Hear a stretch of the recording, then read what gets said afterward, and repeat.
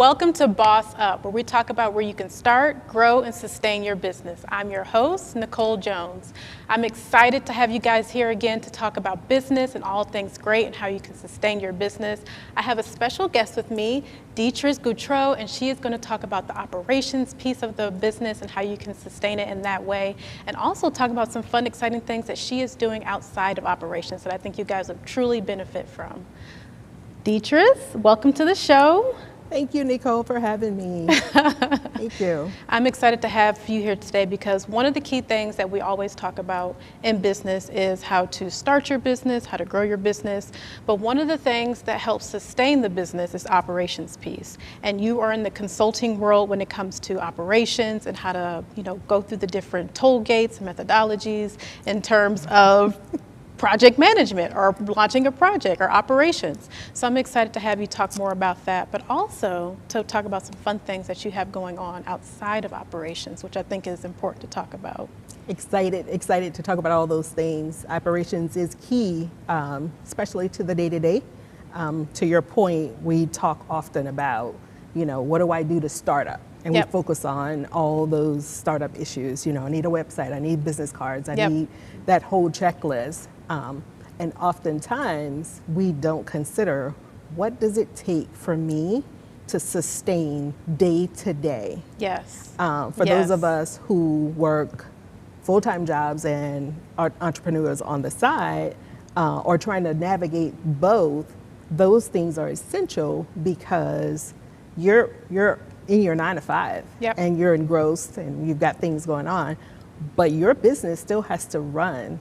If you're like me, you are the business, you're all those roles. So there's a checklist there too. You want to make sure, that you set up your start time. You've got office hours, you have ways for people to contact you. You have someone monitoring, whether it's email or phone or social media. You want to make sure you're monitoring those accounts, Yeah, you got to wear a lot of hats. You wear all those hats. Before we get too deep into wearing all the hats and talking about all those fun things you just talked about, because I'm sure people are at the edge of their seats like, oh my gosh, she just listed off like 1,000 things I didn't even think about for my business. Right, and that's the thing, we don't think about it. Could you share more about yourself? Like, where are you in your business and your passions and your 9 to 5? I am Deatrice Gautreau. By day, I am a business agility advisor. I do consulting.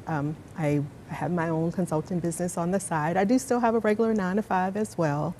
I come from a small rural area in Louisiana. It's called Gramercy, Louisiana. Born and raised, grew up there. It's about 30 miles outside of New Orleans. Came to Atlanta on a whim, and I have been here ever since. I'm a peach now. I tell people I've been here long enough. Pretty much. That I'm a peach now. So. Did you get here before Olympics or after Olympics, 96? Before. Before, so you are a peach. I am a peach. You are definitely a peach. I'm a peach. I love that. I love that. Yeah.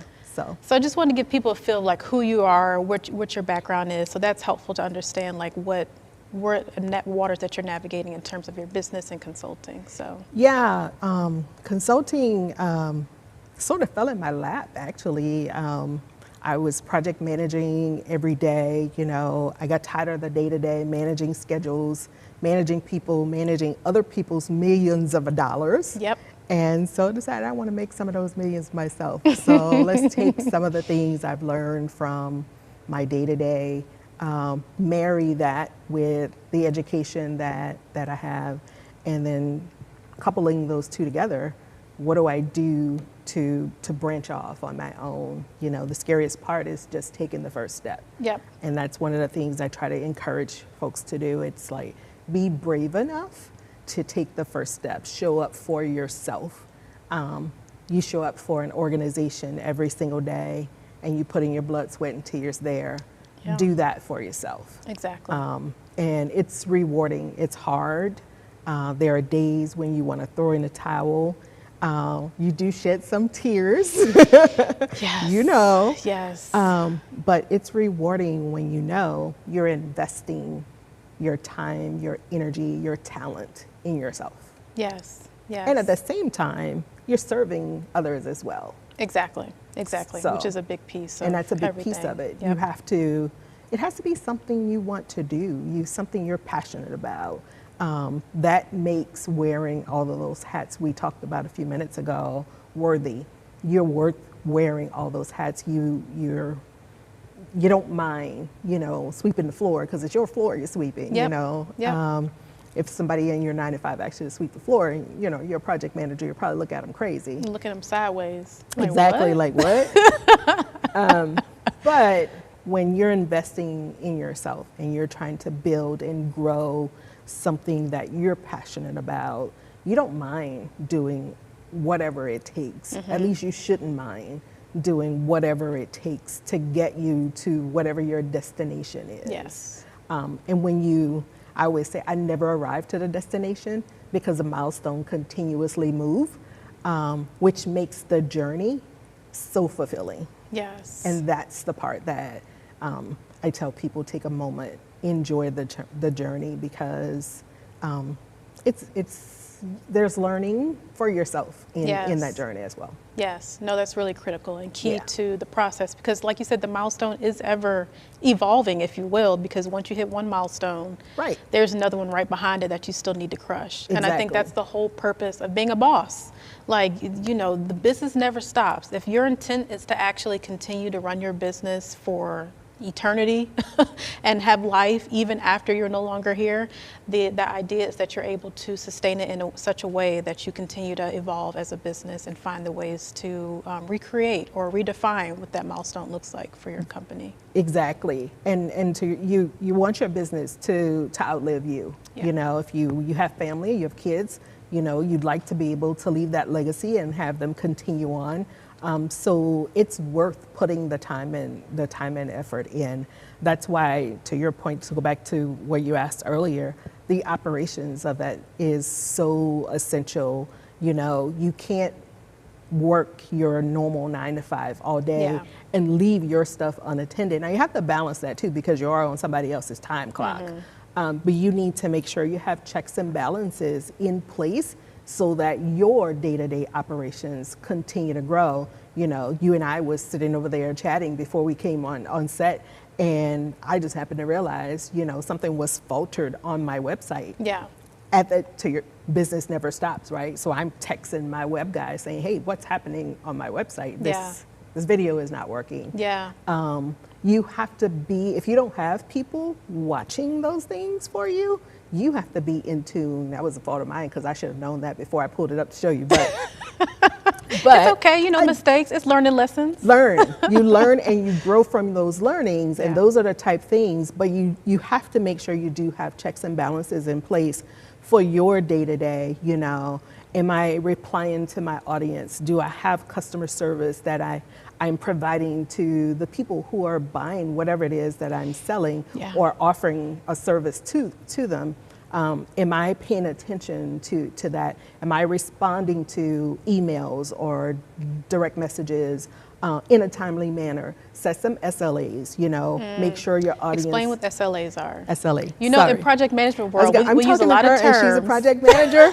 So, SLAs are, oh God, what's the acronym? So what it means is, I'm gonna tell you in a minute what the acronym actually stands for, but what it means is you have a certain amount of time that you're going to respond if an incident occurs. Service level agreement, that's what it. So SLAs are service level agreements, and so those are the arrangements that you make to your audience, to your customers, that you're going to act in a certain time according to a certain event. So if a customer email you about something, you want them to understand that I'm going to respond to you within 24 to 48 hours. Yeah. So I've just told you, and you want to automate that. There are lots of tools that you can use now to automate those emails where they're not manual. It takes a lot for the setup. That's was so grueling for me. I hated that part. Yep. But once it was set up, it's like, now I know when emails come in, people get a response and they're automated, and everybody knows they're automated. We all using the same tools. However, if I say to you, I'm going to respond in 24 to 48 hours, you best believe I'll respond to you in 24 to 48 hours. Exactly. So those are the type of things that I mean when I say you have to have your day-to-day set up to make sure that you are functioning as a business while Exactly. you're earning money at another place of employment. Exactly.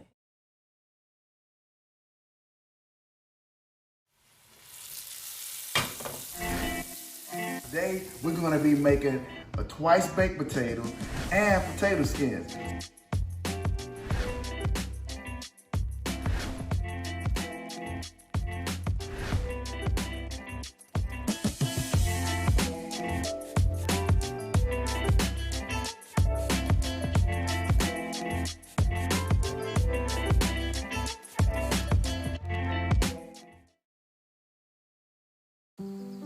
Hey, Dad. I need your help asking Jessica to prom. Of course. Love is like the ocean. You have to tread the Oh, waters. Dad, that's not the kind of help I needed. Hey, Jessica. Will you go to prom with me? Yes. You don't have to be perfect to be a perfect parent. Thousands of teens in foster care can't wait to share their first with you.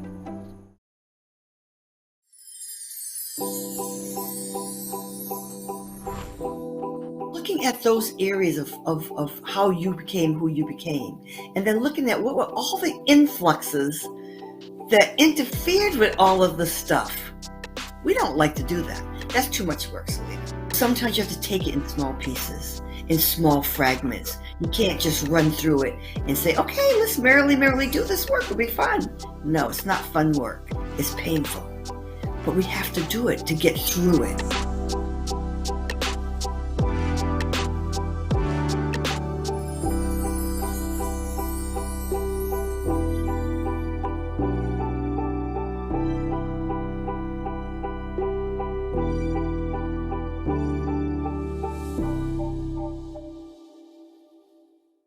I think one key thing to call out here is that, Deatrice, you're coming from a point of being a 9-to-5er and working your businesses on the side. So I want those who are watching, if you just tuned in, to keep that lens in your mind in terms of what we're discussing in terms of operations, because what you just said I think is really important. The automation piece, the workflows that you have to put into your business, which is a part of the overall scheme of operations. Right. That if you are a solopreneur, or you just have a few people that you hire from Fiverr or different outlets and different gigs to help and support you from a graphics design standpoint, that operations, it feeds into literally all parts of your business.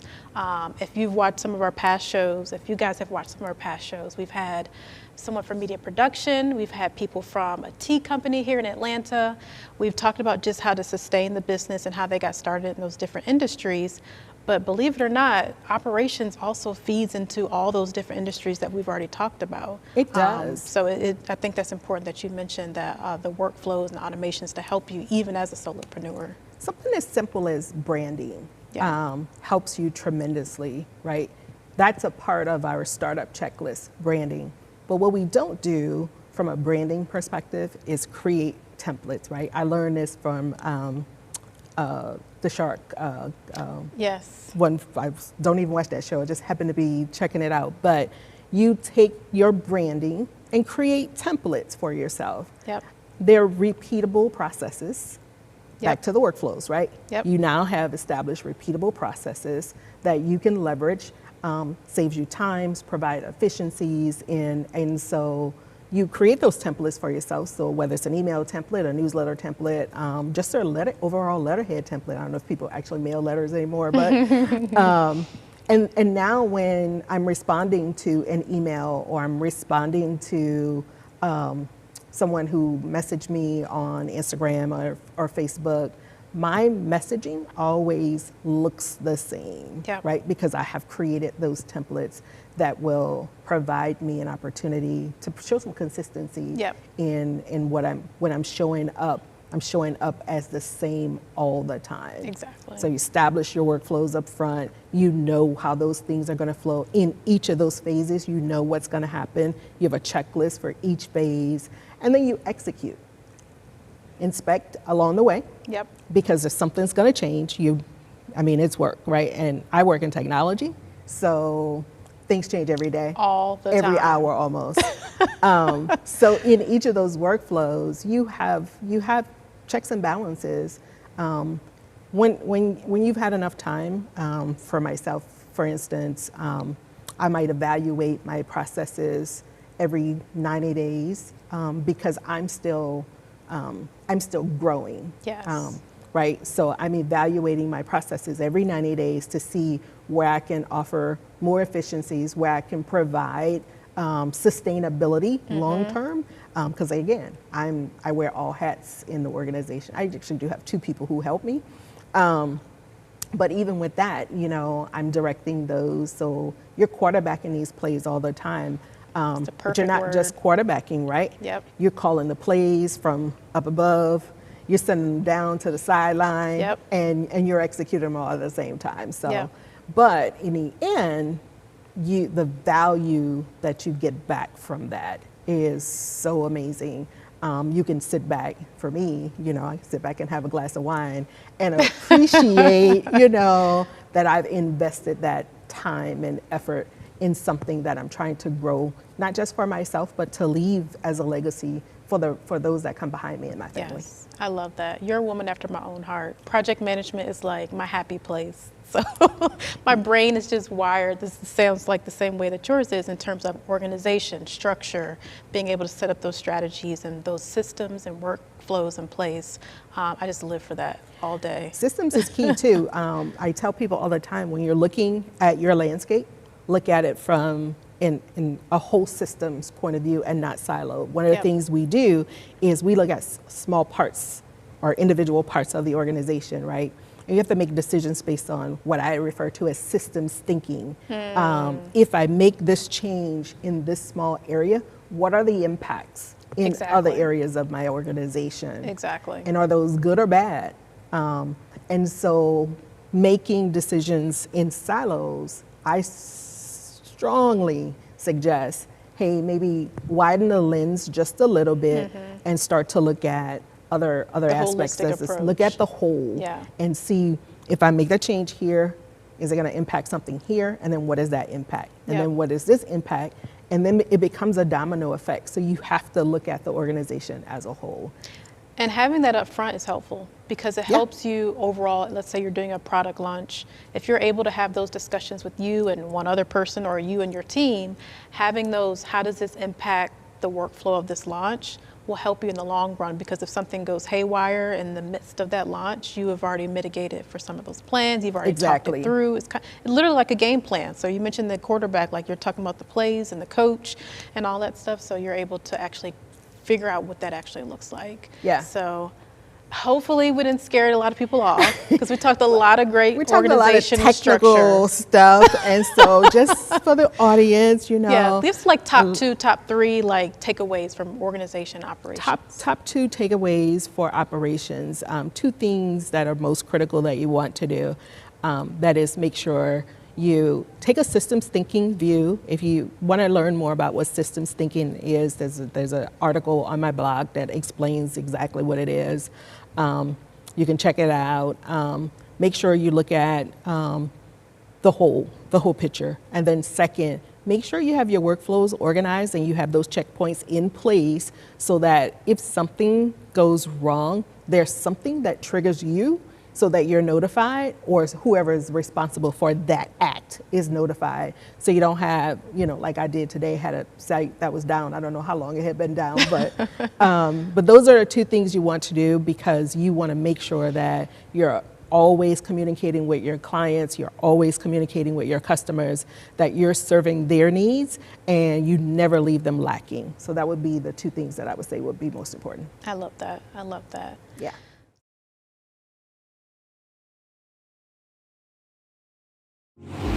One thing that's come up in the midst of this pandemic is that people have been getting retrained, going into different careers, really making a pivot in the midst of a pandemic. The advice I would offer to any young person that has started on a path, their pool, or they see some interest somewhere else, I would tell them, do not turn your back on that.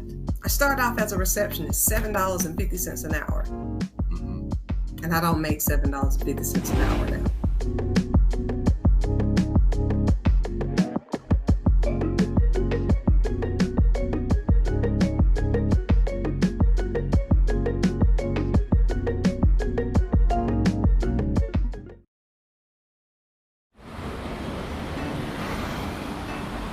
Hey, let's check out this park.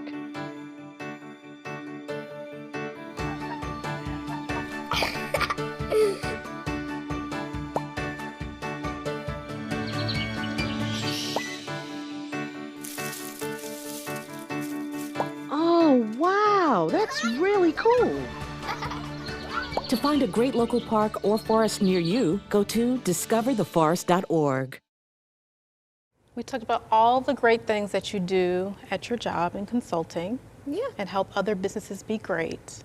Let's talk about the other businesses that you have. You have this lovely book that's on the table. That's my baby. She is my baby. Let's talk about what you do outside of your 9 to 5, because you're balancing, like you said, a lot of different things, and you're going into your passions. You're able to actually be creative. So what does that look like? What do you do outside of consulting? I've tapped into this creativity that I didn't even know existed within me. And it has me excited to a level that I can't even put into words. But recently I published Blind Justice. It's a romantic crime story, tells the story of a criminal defense attorney who, in the midst of litigating an attempted murder trial, falls in love with the brother of the defendant. That's spicy. Spicy, a little complex plot there, but it's a joy. It's a joy to turn the page. So that creativity is something that I am finding myself loving more and more and more, and my audience through feedback that I've gathered, whether it's on Barnes and Nobles or Amazon. People want more. And so, it's like, what is happening with Taylor? And it's like, okay, well, I guess I need to get back in the lab. Get back in. Now, just one thing I do want to mention about this. You are a self-published author. I am a self-published author. And writing was on your bucket list to do, and you did that. It was not. It was not. That's why I say I tapped into creativity that I didn't know I had. Wow. The book was not on my bucket list. Wow. No. Yeah. And released it this year, correct? I released it in March. And here we are with a full self-published book, tapping into your creativity. Yes. Would you say that this creativity spark came from anything from the pandemic, where you realized you were able to tap into something? What made you go this route? No, I started journaling several years ago, and that sparked, I think that sparked some writing potential in me. And I've always been an avid reader, so I read all the time. There was this mobile unit in my hometown when I was growing up. It's called the Bookmobile. I lived on that thing. And so I've always read. So I always had a joy for reading. Through journaling, I started writing. And I had a chapter. First it was just, I wrote a short story. And I just was like, oh, everybody liked it. And so I just put it aside, tucked it away. I still haven't released the short story. It's tucked away. I have not exposed it to the world yet. But through that, I started writing the book. And I had 2 friends who read a couple of chapters that I had written. And they were like, you should do something with this. And I was like, nah, it's just therapy. That's what it was for me. It was therapy. Yeah. And I kept writing. And the next thing you know, I had a manuscript. And here we are. Here we are. I learned through all of that. We're talking about entrepreneurship earlier. I learned how to. I literally had to establish myself as a publishing company. Yep. In order to self-publish, and so now I'm finding myself helping others who want to self-publish. To set up those checklists, those checks and balances. What do I do? What do I not do? Yeah. I actually created an outline. I keep saying I'm going to share it through my newsletter. I probably will eventually. But I've gotten so many questions about, hey, you set up your publishing company. What did you do? How did you do it? Steps, yep. And so it'd be a good guide to share back on how to do that. But yeah, now I'm officially a publisher. I love that. Not only a writer, but a publisher as well. So yeah, Blind Justice is my baby. She's fun. What I love about that is you tapped into a space that, really sparked the creativity side. I want to continue to marry on that, or marinate on that, because it's important that you also have a 9 to 5. I do. And a lot of people have this passion or creativity spark that they want to actually tap into, but they're just like, I don't have time, I can't hold myself accountable, I have a million other things to work on, how can I do this? But you were able to do that, nestle in some time in between work and working with million-dollar projects with your consulting company, and still build something that's fruitful and also able to give back to other people in terms of here are the steps to actually get you there.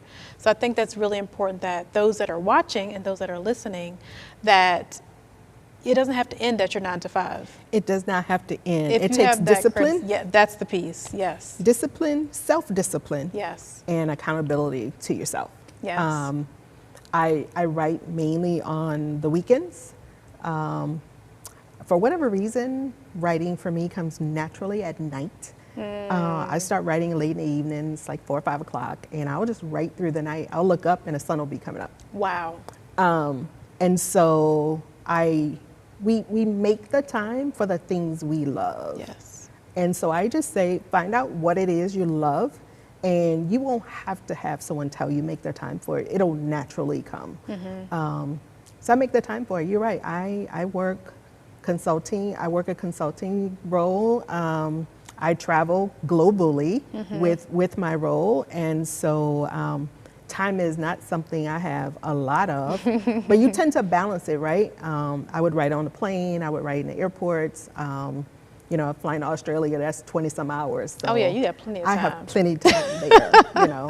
And I don't sleep on the plane, so Yeah. most of the time I just write on the plane, but you find the time to do the things that you enjoy. Yes, Yeah. I love that. I love that. So what else do you have going on, Deatrice? Do you want to share any other great things coming out with more of the book or the consulting? So yeah, I've started writing.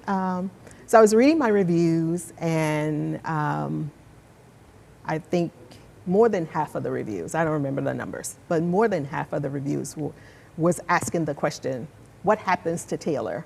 What does she do? So the question there is, you know, does Taylor follow her heart, or does Taylor follow the law? And I sort of left it open for interpretation. And so I've now started writing the next installment, and we're going to talk about Taylor's collision with love and the law. Wow. And what magnitude that collision happens. So I've started writing that. I've also I talk about a couple of wines in the book. For people who know me, I'm a wine lover. It's one of my hobbies. And so I've started to try to monetize that hobby. That's the other thing. If you really want to monetize things, find your hobbies, figure out a way to monetize your hobbies, and you will never work another day in your life. Not for anybody else, anyway. Yes, I love that. Yes. Yeah. So I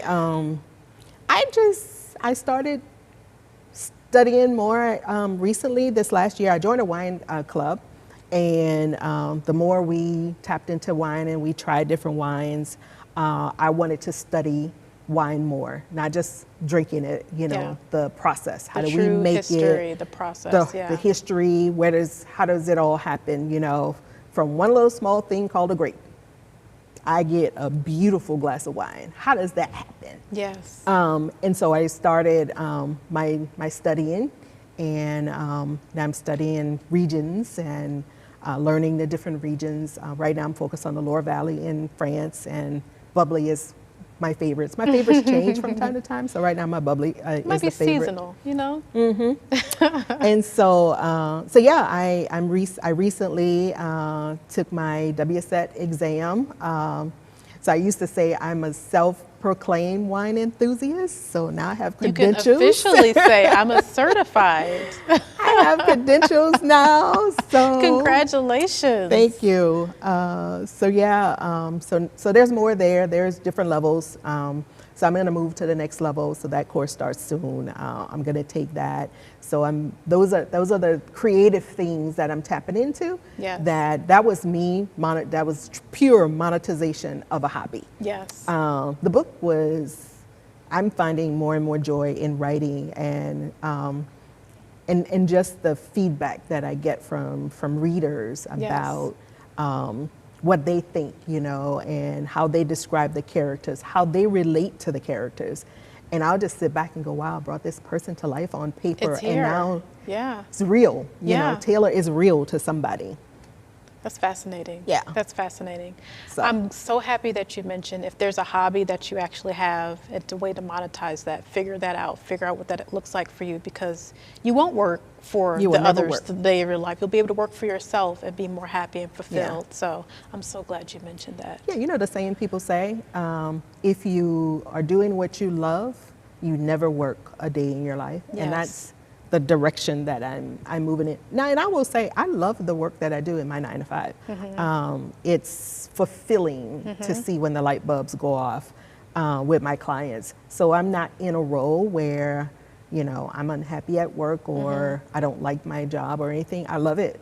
So for me, it's a balancing act. How do I balance? Basically, I have 3 different things going on, you know. Yeah. Two roles, 2 jobs that I say 2 jobs, 2 organizations that I'm trying to create under my own umbrella, and then I have a full-time, I say 9 to 5, but I work 12, 14 hours a day. Yeah. Yeah. There's a whole That's other, yeah. If we You had understand it 48 from a hours project in a man. day, Yeah. you would. We would never you have would enough be time. So that's why I say you'll figure out the time when Yeah. you're doing things that you love. You'll figure it out. Yeah. Yeah, I love that. I Yeah. love that. Any parting tips in terms of just overall what we discussed so far in terms of operations or following your hobbies? Anything final that you want to close out with? What I will say is, I say follow your hobby because it's your story. Tell your own story, write your own story. Otherwise, you're sitting on the outside looking in, allowing somebody else to tell the story for you. Figure out what you love, monetize that, and have fun the rest of your life. I love that. Thank you. Thank you, Deatrice. I so Thank you for appreciate you having being me. here. And when you say write your own story, I was like, literally, write your own story. Thank you guys for being here. I hope that you gain a breadth of knowledge today in terms of operations, on how to actually handle your business when it comes to your systems and automating. I know we talked about a lot on that section, but I hope it made sense for you. Reach out to Deatrice, reach out to myself when it comes to just getting some ideas, Yes. some tips around consulting. But also check out Blind Justice that we talked about from Deatrice, and we'll find out more about wine, clearly, because that's going to be Yes. exciting with the club That's and all. going to be exciting. But thank you guys. It's all about self-discipline, being able to monetize your hobbies, and being able to understand and fulfill your operations within your business. Thank you for watching Boss Up, and I hope to see you again soon.